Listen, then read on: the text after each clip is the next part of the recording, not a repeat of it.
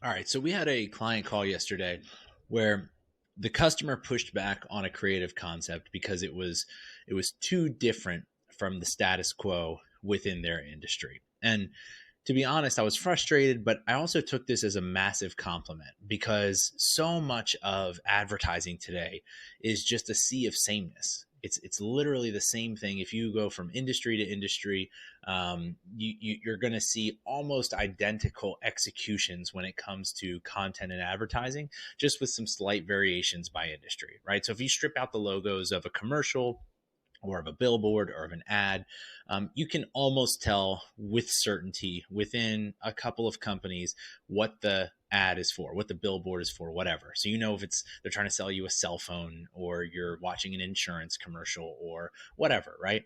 And this is a huge problem because if everything is saying and sounding alike, then you're not really solving any customer problems with your content, which is what you should be doing, right? You should be identifying a customer problem and offering them a solution, whether that necessarily benefits your company or not immediately. In the long run, it will.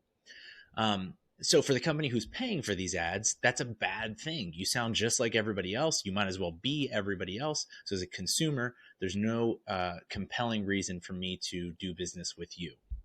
So if you're trying to break out of white space, I was thinking about like, what does this mean? How do you do this on a regular basis if you don't want to be that company who, you actually want to be different, right? To quote Steve Jobs, think differently. I have his biography somewhere around here. How do you do that?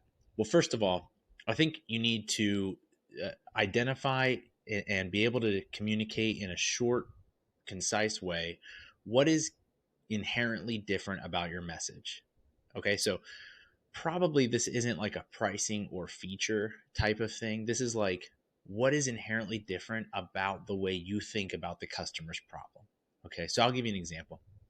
Our company, we have experience, we have the talent who has worked at the highest levels of our industry, who have worked with brands like the North Face, who have worked with brands at Georgia Pacific, Blue Cross, Miami Dolphins, uh, L'Oreal, right? The list goes on.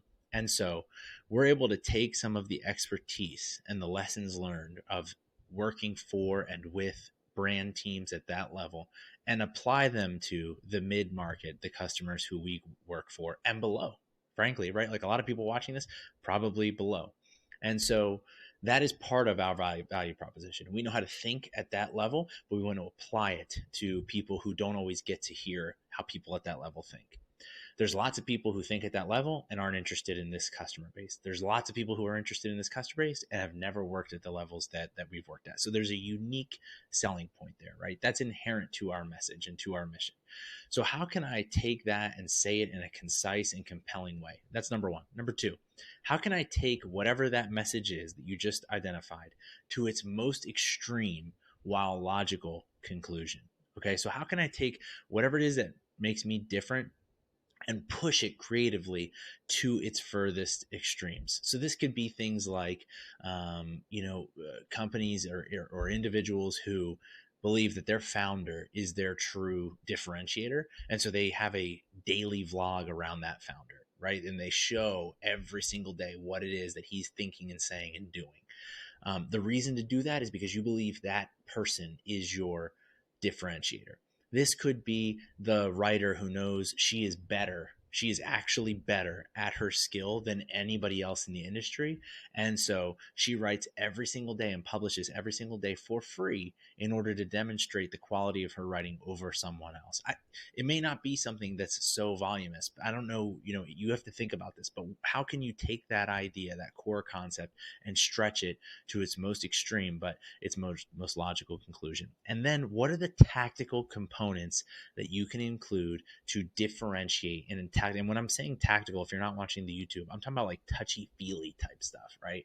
So these are things like touch, feel, smell, taste, see. Like you've seen this with billboards who they have the regular billboard, but then there's a piece hanging off that demands my attention because it doesn't fit within the normal billboard frame. This is print ads. I love when brands do this. We've played with this a little bit recently. Print ads where the print ad is a page or half a page or whatever it is, the real estate allocated there, but 95% of it is just white space, right? And it's a stark contrast between everything else that's going on in that publication, all the writing, everyone trying to cram as many words as possible. And then these folks who are so confident in their message that they give 95% of it to white space. And then that remaining 5% just concisely and in a compelling way tells you what their value proposition is. Things like that. How can you find different tactical ways to play with the senses in order to differentiate? So the long and the short of it is there's a million different ways that you can do this, but as a brand, I challenge you to think about finding white spaces as opposed to being thinking of things as two different